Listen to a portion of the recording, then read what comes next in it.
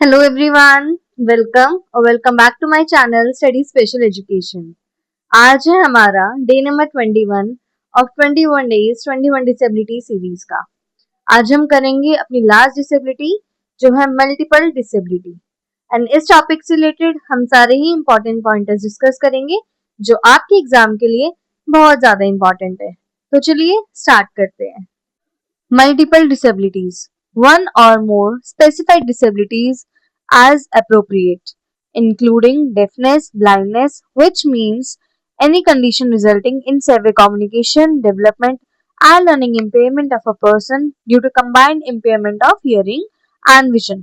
Multiple disability ये होता है कि जब आपको एक से ज्यादा चीजों में प्रॉब्लम होनी स्टार्ट हो जाती है एंड उसमें स्पेशली इंक्लूड होता है आपका deafness and blindness and in दोनों कंडीशंस की वजह से आपको और भी सेवियर कम्युनिकेशन की प्रॉब्लम हो सकती है, डेवलपमेंट डिलेज हो सकते हैं एंड लर्निंग इम्पेयरमेंट हो सकती है। एंड ये होता है आपका हियरिंग एंड विजन के कॉम्बिनेशन से। अब हम समझते हैं आरपीडब्ल्यूडी एक्ट के तहत तो उन्होंने क्या बताया है। It includes all the remaining 20 disabilities which are mentioned in the act. इसके अंदर आपकी बची हुई 20 डिसेबिलिटीज इंक्लूड होती हैं। 20 disabilities specified as mentioned in the act. 20 disabilities जो एक्ट में मेंशन है वो सारी ही इसके अंदर इंक्लूड होगी। According to the federal definition Disabled Persons Education Act 1919, some such impairments such as mental retardation, blindness, orthopedic impairment, etc. were included in multiple disability, but severe problem in education level, deaf and blind is not included in the multiple disability। इसमें बताया गया है कि जो आपकी problem है जैसे mental retardation हो गया, ब्लाइंडनेस हो गया, ऑर्थोपेडिक इम्पेयरमेंट हो गया, ये आपके मल्टीपल डिसेबिलिटी में इंक्लूड करा जाता है।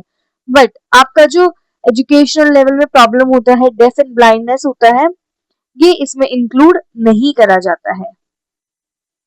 अब हम समझते हैं simple symptoms of multiple disabilities. इसमें सिम्टम्स बताए गए हैं। Multiple disability is a combined form of 2 और मोर डिसेबिलिटीज। ये कंबाइंड फॉर्म होता है 2 या 2 से ज्यादा डिसेबिलिटीज का।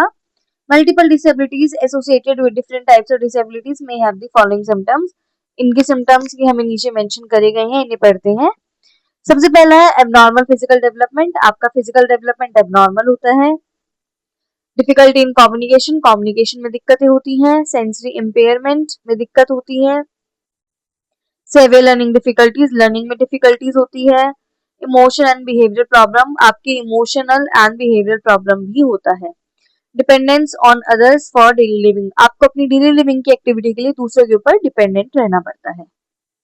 Special education for multiple disabilities. Special education is a program of individualized instruction and therapy designed to meet the unique needs of each children with multiple disabilities। Special education क्या होता है? ये एक प्रोग्राम है जिसमें individualise support, instruction, therapy सब कुछ provide करा जाता है बच्चे की नीड के अकॉर्डिंग जिन्हें मल्टीपल डिसेबिलिटीज होती है। अब हम गोल्स को समझते हैं। स्पेशल एजुकेशन के क्या गोल है मल्टीपल डिसेबिलिटी के लिए। सबसे पहला टू इम्प्रूव कम्युनिकेशन, कम्युनिकेशन को इम्प्रूव करना है, सोशल इंटरेक्शन को। To improve physical and motor development, आपको फिजिकल एंड मोटर डेवलपमेंट की इम्प्रूवमेंट में, डेवलपमेंट में सपोर्ट करना है। To enhance cognitive and academic skills, आपको बच्चे की कॉग्निटिव एंड एकेडमिक स्किल्स को इनहांस करना है। To develop self help and adaptive behaviour, आपको बच्चे का self help and adaptive behaviour भी डेवलप करना है। To prepare for independent living and vocational training, आपको बच्चे को इतना सपोर्ट प्रोवाइड करना है, इतना इंकरेज करना है कि वो बच्चा अपनी लाइफ को इंडिपेंडेंटली जी सके और उसको वोकेशनल ट्रेनिंग देनी है कि जिससे वो अपने फाइनेंशियल जो खर्चे होते हैं, एक्सपेंसेस होते हैं, उनको भी हैंडल कर सके। अब हम समझते हैं अप्रोचेस इन स्पेशल एजुकेशन। अप्रोचेस भी गिवन है इसमें।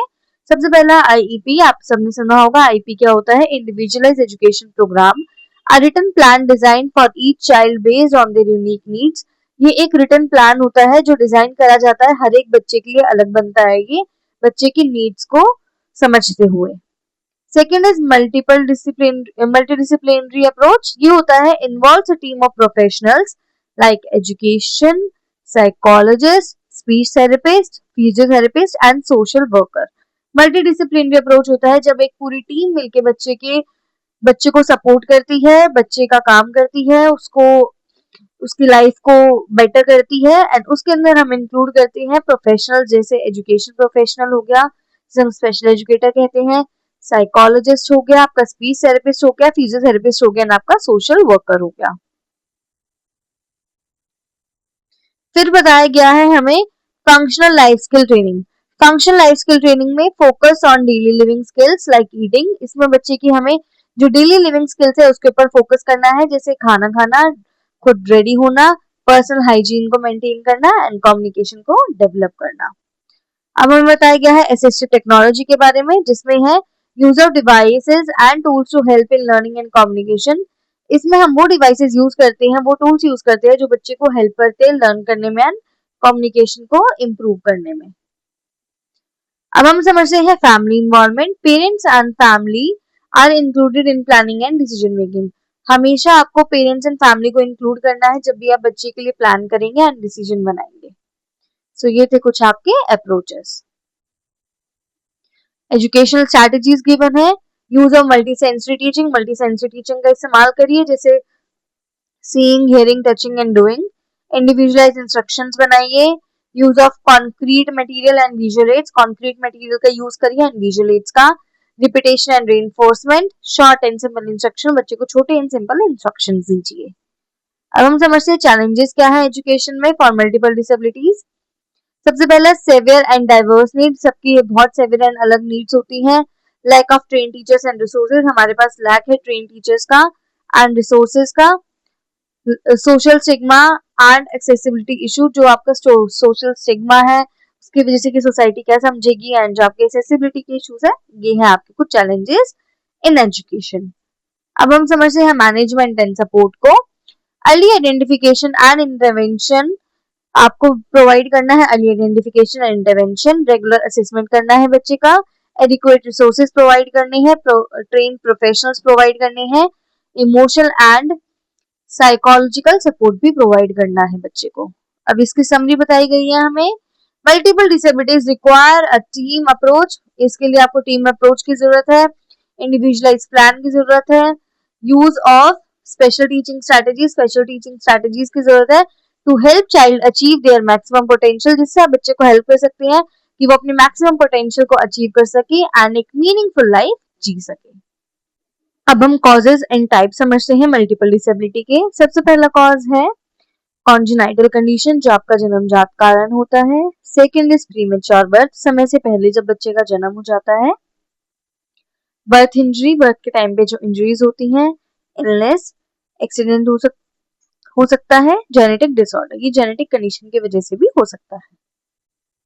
अब हम इसके टाइप समझते हैं। इस पर RPWD act 2016, locomotor disability, visual impairment, hearing impairment, speech and language disability, intellectual disability, specific learning disability, autism spectrum disorder, cerebral palsy, mental illness and multiple disabilities.